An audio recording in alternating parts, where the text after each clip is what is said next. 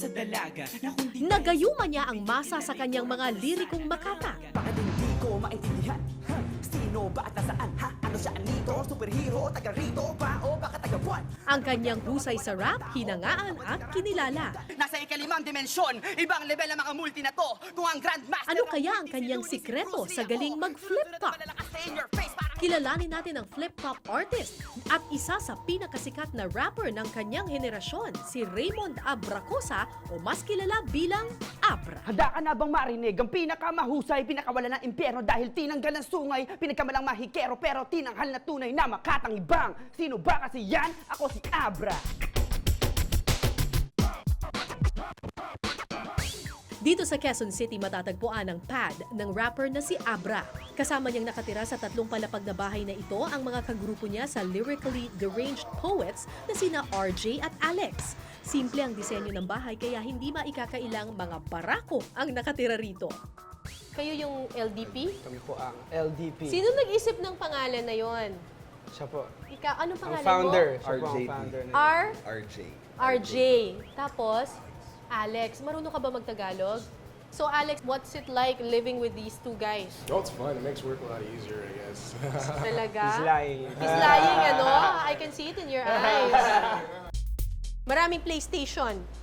Tama Ito ba? yung game room. Living room. Living room namin. Thinking room. Lahat room. dito, mga tropa, dito rin sila tumatambay. Oo. So, Tapos ito, may mga awards kayo dito. ay isa po dyan sa LDP, yung Best Urban Group, 2011 ata. Tapos yung Best New Artist, syempre. Nax! Ito, ano to? Trophy sa Element. Ito yung memorabilia sa Elements Music Camp. Gawa siya ng Pinoy eh.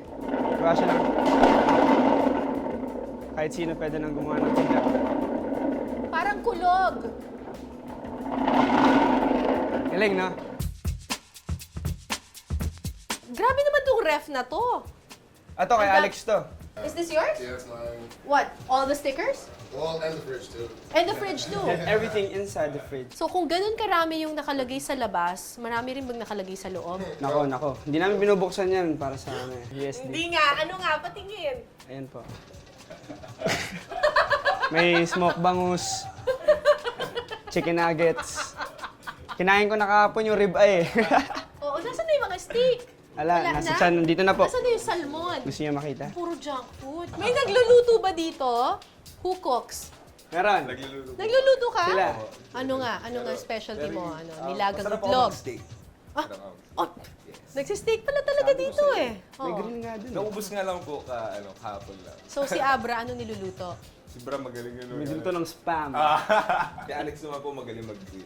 Magaling mag-grill. Parang ikaw lang ata yung walang contribution, ano? Oy! Ako bumili ng grill. Bakit? That's true. Date tayo, oo, ikaw at ako. Di pa rin natin ang iba. Third year high school si Abra nang nabuo ang grupong LDP. Sa paaralan, unang nagpamalas ng talento ang mga musikero. Karangalan kong alagaan at pahalagahan ang natural mong kagandahan. Aminin ko man o hindi kapag nasa paligid, pasimple nang umingiti sa nakakutama. ka bumabagal ang ikot ng mundo. Hindi kita dapat ginugusto pero natutukso. Ano man ang sabihin nila, hindi kita ipagkakaila pagkat ikaw lang ang minamahal ko o aking diwata. Nung bandang high school, na-expose ako sa Pinoy rap. Tapos nagra-rap-rap ako ng mga freestyle na Tagalog. Tapos kinokopya ko yung mga ibang mga rapper. Pinaparinig ko sa mga klase ko. Tapos nasasabayan ko kasi. Yun yung doon ako natutuwa dahil parang ang hirap na. Dami pa sinasabi. Tapos parang nasasabayan ko. Nagagawa ko yung mga double time kahit kinokopya ko lang. So yun, hanggat sa ako naman yung nagsusulat. Tapos nagustuhan din ng mga klase ko, pati ng mga teacher. Perform na kami. Wala nakaisip ng nasa paligid. Mabaho, madumi at kadalasan mainit. Tambakan ng basura kahit nasa ang gilid. Ang traffic para bang kada kalsada makitid. Laganap na kotongan, sus Maria. Mga driver tingin sa kanilang bus Mia, bayaran kababaihan para boobs makita. Ganyan talaga resulta pagka-post ang kita. Kapag umulan, magsusubukan bumiyahe. Madalas sa pagbahang may lumulutang isang damo o na problema, pupuhunan daw sabi. Tutulungan, tututukan, kunyari. Ngayon sabihin nyo kung nasan dyan ang pagbabago. Baka nakasalamin ako pagkataas ang grado. Kasalukuyang problema, ano ang solusyon? Kung lahat ang nakikita ko isa, ilusyon.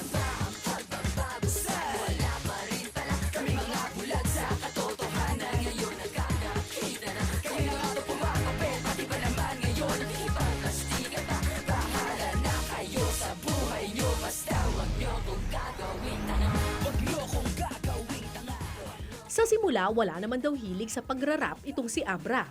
Nung dumating yung high school, na-expose ako sa mga local rap, top caliber tulad nila Francis M. Glock 9, Stick Figures, tapos yung iba pang mga underground at iba pang mga international MCs din at that time. Okay. Tapos naisip ko, parang, at that time kasi yung image ng hip-hop sa Pilipinas parang baduy on a mass scale. nga. So naisip ko, hindi naman baduy kasi sobrang lupit ng art form. So ba't di kaya mag-rap? So, hindi ko kaya subukan mag-rap kasama yung mga kagrupo ko tapos bahala na. Mga kababayang habang buhay ng pagod Pagkathanap ng hanap buhay sa abroad Iiwan ang pamilya para ang tagumpay maabot Nakakaumay ang sagot kaya ako ay nayamot Di kayo makapagbigay ng mga trabaho Kaya di dapat kinailangan ng mga kusan ng pagbabago Taray naman, imbis na magbagong buhay, bagong bahay na lang Habang maraming nagugutom at walang matirhan At tapos kaya nagamot, wala man lang mabilhan Edukasyon sa lahat di magawang pagbigyan Kayo ang boses ng taong di nyo kayang pakinggan Magandang kinabukasan na orasan ko yun Di ba dapat ngayon na kinabukasan noon Kinabukasan na problema, ano ang solusyon? Kung lahat ang nakikita ko isang ilusyon But you really enjoyed music. Oo naman. Yun talaga ang Nung passion mo. na-discover ko yun, lalo noon na pa yung man. rap tsaka yung pop music, na na-discover ko yun. What Pagkatha is it? ng mga rhymes at tsaka rhythm, tapos parang poetry and music into one. Tapos kahit ano pwede mong pag-usapan at ano, walang ano, no boundaries, tas dapat wala kang limitations. Pero bakit rap? Bakit hindi rock music? Bakit hindi yung ibang mga genre? Una sa lahat, di po ako magaling kumanta. Hindi magaling kumanta si Abra. Parang hindi yata tama yun. Hindi, marunong ako magsulat, tsaka kung paano kakantahin. Pero kung ako mismo abutin ko yung mga high octave na yan, mahirapan tayo dyan. So okay na sa songwriting, Pero tsaka hindi ka sa naman pag-rap. sintonado, ah. Minsan, madalas. Talaga? Pero dinadala ko na lang sa, okay lang yan, rapper.